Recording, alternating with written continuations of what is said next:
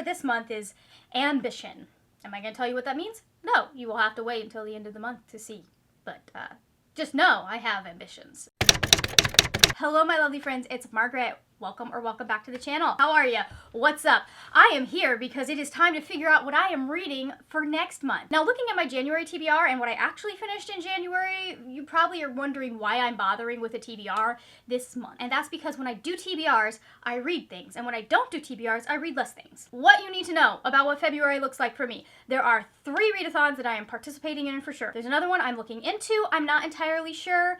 I'll do a separate TBR for that if I do decide to. The readathons that I am doing in February are Blackathon, Battle of the Girl Bands, and 72 Hours in the Reading Nook. All of the information for those are going to be linked down below. Blackathon and Battle of the Girl Bands are both readathons that go throughout the entire month, and then 72 Hours in the Reading Nook is a weekend readathon. That one also is not going to have a fixed TBR because it's a spinner wheel readathon, so I am going to be picking books based on what the spinny wheel says. I'm going to start out with what I'm reading for Blackathon, and then I have fit those books into what I can for Battle of the Girl Bands. I try to read from Black authors all year long, but I do like how Blackathon brings kind of a focus and pushes the boundaries and makes me pick up things that I might not normally have thought to pick up. The first prompt that Jessie did for Blackathon is to read a book by a Sudanese author. I'm going to be reading a couple of books. I just found too many books to read that I liked. I was like, why not read them all? The first one that I am going to be reading is Edo's Souls by Stella Gaetano. This is a story set in Sudan. It is following 3 different generations of a family as they deal with the political happenings there. The next thing that I'm going to be reading is a collection of essays. It's called Our Women on the Ground.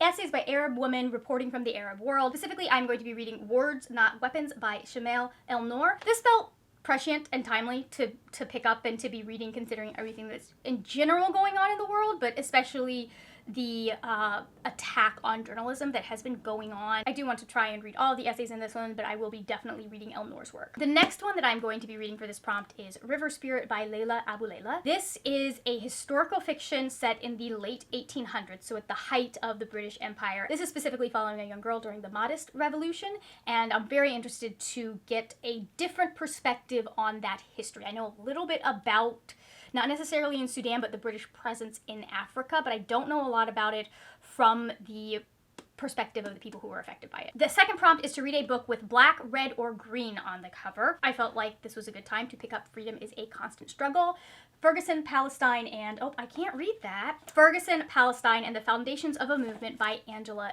Davis. I've been meaning to read Angela Davis's work for quite a while now. I'm just terrible at reading nonfiction, so considering that reading nonfiction is one of my goals this year, I thought, what, this is the time. Prompt number 3 is to read a book with 2 or more points of view. The book that I'm going to be picking up for that is Tread of Angels by Rebecca Roanhorse, because we can't forget our Black Native authors. Ooh, you can't see that with the glare. Let's fix that. I don't know what this is about. There's this fallen angel involved. It's Rebecca Roanhorse. I was going to pick it up. It's been on my TBR to read for so long. It was time. It was time. I expect that I'm going to have a very good time with this book because I have loved everything I've read from Rebecca Roanhorse. I have yet to read a bad book from her. I'm very excited. This is probably the one I might be the most excited about. The fourth prompt is to read a 2024 release. For that, I am going to be reading Bless the Blood, a cancer memoir by Walela Nahanda. This is a YA poetry and essay collection from what I understand. Past that, I don't know more than the fact that Jessie absolutely loves the book. They love the book, and then it is also one of the group books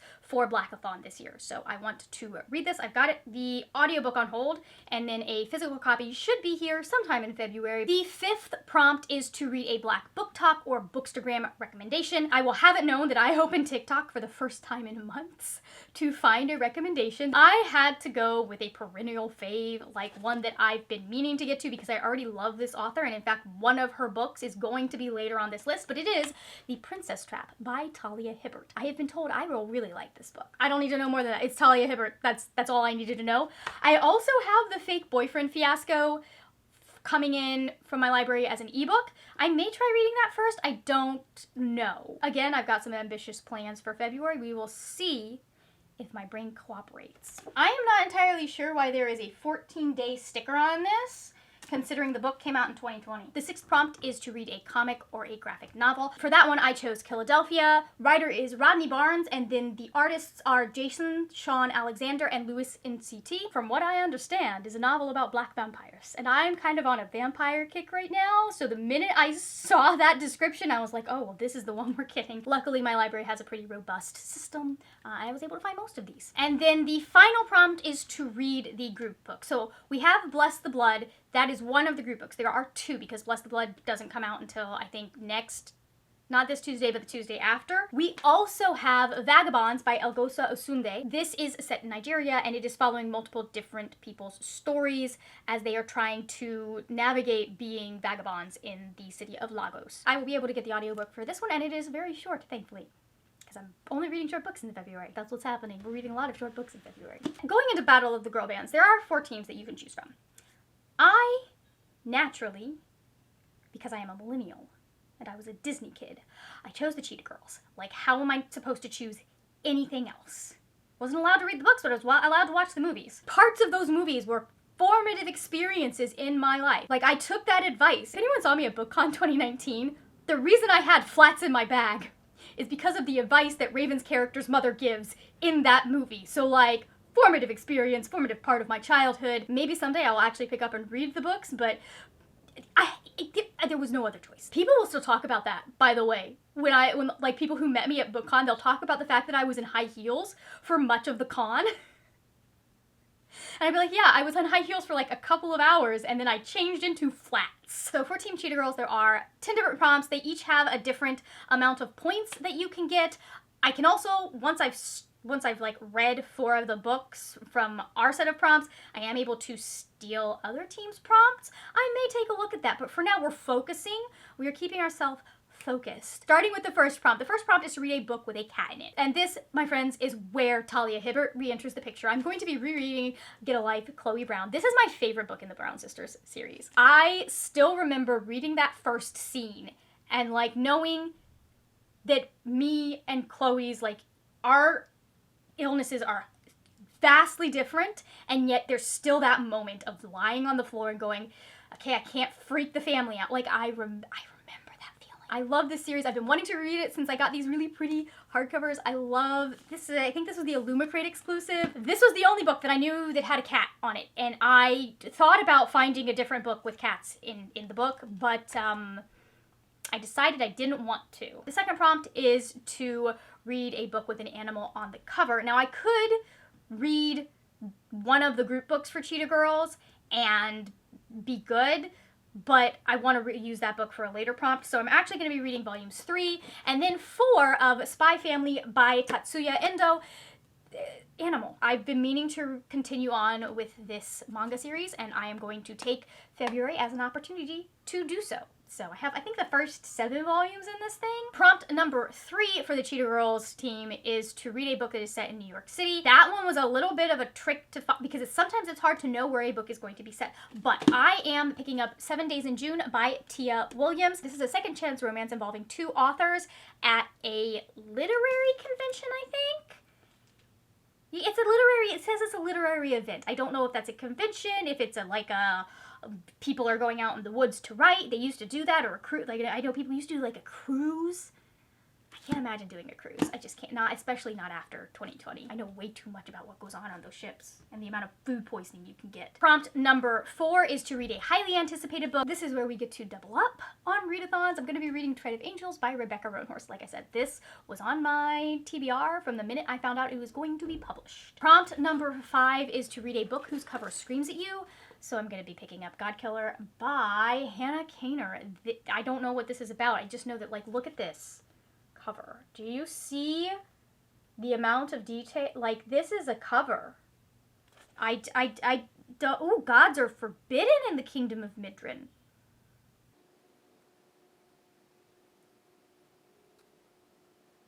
We live in a world that has, like, lots of gods because they are formed by human desires and fed by their worship. So similar to the way, like, Greek gods worked, kind of. In this world, there was a war, and so now the king is hiring people to go and kill the gods. And our main character runs into a problem where there is a god that she needs to kill, but this god is bound to a human child, and so she can't kill the god without killing the child. This idea of like having multiple gods and then people who hunt them down, like that, oh my god, this is gonna be good. This is gonna be fun. I can't wait. It's also, look at how nice and skinny it is. It's so nice and short. This is so nice after a TBR that involved all of those thick books.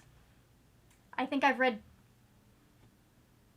2 of them. Prompt number 6 is to read a new to you author. For that one, I'm going to be picking up River Spirit by Layla Abulela. 7 is to read a book by a BIPOC or LGBTQ+ author. We are hitting both of those with The Princess Trap by Talia Hibbert. Prompt number 8 is to read a book that starts with the letter C. This is one that adds 2 books to my TBR instead of 1, because I will take literally any excuse to reread this first book. So those are going to be Howl's Moving Castle by Diana Quinn Jones and Castle in the Air by Diana Quinn Jones. I have read this book so many times. In fact, hold on. I have read this book so many times. Like, I had to get a new copy because this copy was falling. Look at this. Look at this. It was falling apart. Okay? Like, this would not survive. Look at this. It lays flat. This would not survive another reread. It is still one of my favorite books of all time. Because I'm reading these first 2 and I need to finish this series, I'm also going to try and fit House of Many Ways in there. This is the 3rd book, I believe.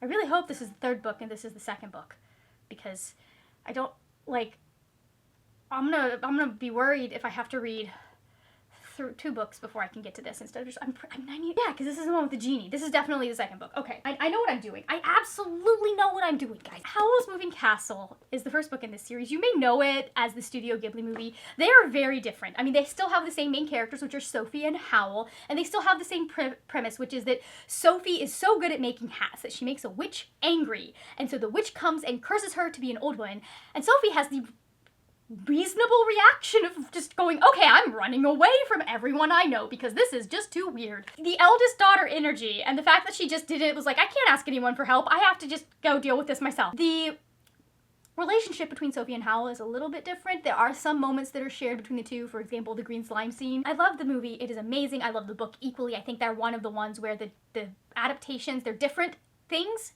Not entirely the same, but they are just as good. I do love how Howl has a little bit more personality and character in this one. Like, we don't get to see his backstory and his background in the movie, but we get to see it here. He's more just there being a mysterious figure and threatening young women just by his very existence and the rumors that he allows to cultivate to keep people away from him. He is internally a grumpy old man who wants everyone to leave him alone, and so he's fine with them spreading weird rumors about him, like the fact that he eats the hearts of young women. It's not true, but he lets them believe it. I might regret this decision.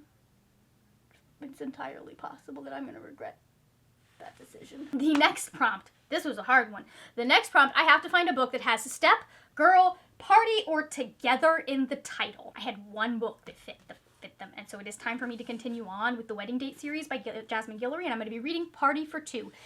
I think this is about the sister of whoever was in... This is about the sister in the 3rd, the sister of the person in the 3rd book, I believe.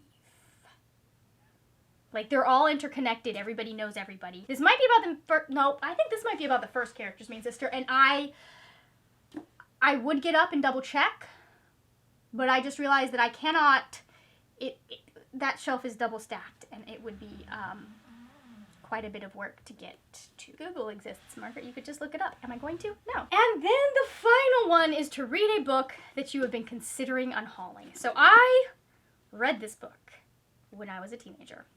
I bought this book when I was a teenager. I bought it after having read it. I've got another book by that author that I've also would like to read and potentially unhaul, but it is Heir Apparent by Vivian Van Velde.